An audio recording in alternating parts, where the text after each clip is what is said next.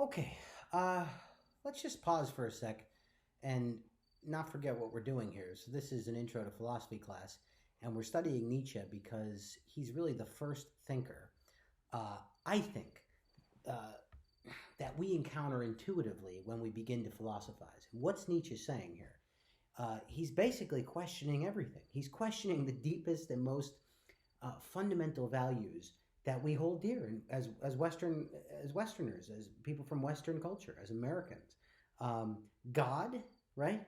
And maybe you haven't thought of it this way, but this is what he's doing. God and social justice. He's basically saying God and social justice are the result of weak, slavish people, slavish perspectives that hate, and though that hatred and that weakness rot, and out of that was born an ideology, a structure, a system of thinking, a system of values, a system of meaning, God and social justice, and that helped orient us in the world. And we still have these for the most part. Social justice is alive and well. What is social justice? Nietzsche is saying.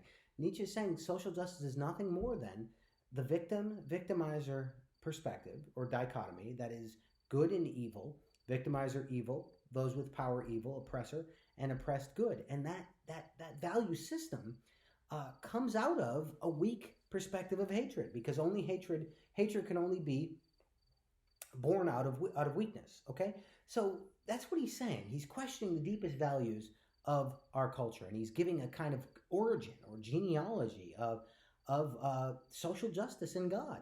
These are the dearest values that we have, the deepest meaning that we have. Social justice. I mean, even people who are atheists still believe in social justice. And Nietzsche would say, why? What? Social justice. Think about it. Social justice, or even justice. Justice is not, or equality is not in the world. Equality is not in nature. It's not in the animal kingdom. Think about that for a second. Nietzsche is asking us to consider, take off the garb of our value system. And he's asking us to look at the world. And he's saying, look at nature. Look at the Darwinian world. It's not equal, right? There is the way reality is. Why should we say it ought to be something, right? So that's a distinction that's the philosophers sometimes talk about it, the ought versus the is, or the is versus the ought. The way things are and the way things they should be, or the way things ought to be. The way things are versus the way things they ought to be. And Nietzsche would say social justice is us prescribing onto an unequal world equality. And saying that victims and the weak should be strong. Why? Nietzsche would say, why should we prescribe that? Why? There is no good reason, except for 2,000 years of catechesis in Judeo-Christianity. People are not unequal. Or excuse me. People are not equal in the world, Nietzsche would say. Not everyone is beautiful. Not everyone is smart. Not everyone is talented. Not everyone is strong. Not everyone can, I don't know, be athletic. There are gross inequalities in nature, Nietzsche thinks. And who are we to think that we can prescribe and fix these inequalities? That's what social justice is, born out of mercy and compassion for the poor, the orphan, the widow, the victimized, the weak. We're trying to correct inequalities in the world. And Nietzsche would say, why? Why not affirm those inequalities? Why not unconditionally affirm them, and in doing so affirm life? That's what Nietzsche calls the Dionysian.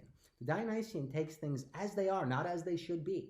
And that is his perspective, the Dionysian perspective of strength and intoxication. Dionysus is the god of wine. Strength and affirmation of life versus the crucified, and social justice and God and hatred for this world and flight to the next world, into the metaphysical. Okay? So understand what he's doing here. As the first philosopher we encounter, he's critiquing our ultimate values, the values that we hold dear to ourselves. Okay? God and social justice. And he's offering an explanation for them according to the hermeneutics of suspicion, which explains them in terms of will to power.